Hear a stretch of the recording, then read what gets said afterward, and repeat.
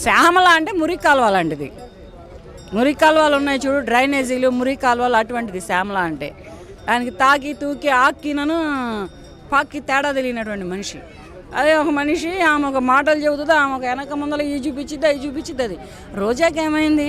రోజా cinema ఇండస్ట్రీలోకి హీరోయిన్గా వెళ్ళగలేదా? తర్వాత చంద్రబాబు నాయుడు గారి హయాంలో తెలుగు మహిళా అధ్యక్షురాలుగా వెళ్ళగలేదా? విడుదల రజనీకి ఏమైంది?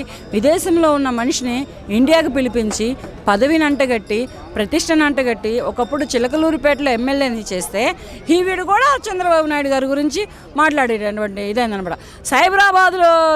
హైదరాబాద్ సైబరాబాద్లో నాటినటువంటి మొక్క ఇప్పుడు రోజా రజనీ మేడం గారు జగన్ ఇంట్లో పూస్తుంది పూలు కాయలు.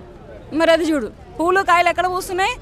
ఎక్కడ నాటారు? చంద్రబాబు నాయుడు గారు సైబరాబాద్లో నాటారు మొక్కనే. ఆ మొక్క ఎవరింట్లో పూస్తుంది కాయలు పూలు? జగన్ ఇంట్లో పూస్తుంది. మరి జగన్ నాటి, జగన్ నారు పోసి, నీరు పోసి, పెద్ద చేసి పెంచితే అప్పుడు జగన్ ఇంట్లో పుయ్యాల. వీణ నాటితే అక్కడెక్కడ పోయడం ఏంటి? ఈవిడ ఒకటి రాంగ్ ఉంది. వీళ్ళకి పని పాటలు ఏమి లేవా? ఇప్పుడు ఒక కుటుంబానికి వాల్యూ ఇచ్చేవాళ్ళు వాళ్ళతోనే ఉండాలి. ఇంకో కుటుంబం చోళ్ళు వెళ్ళారనుకో, ఈ కుటుంబానికి వ్యతిరేకులు అవుతారు. అది కుటుంబాలే కానీ, ఫ్రెండ్షిప్పే కానీ, రాజకీయమే కానీ, ఇంకా ఏదైనా కానీ. అంటే నీకు ఈ పదవి, ఇక్కడ ఈ ప్రభుత్వంలో పదవి పోతే నువ్వు వెంబడి జంప్ అవుతావా?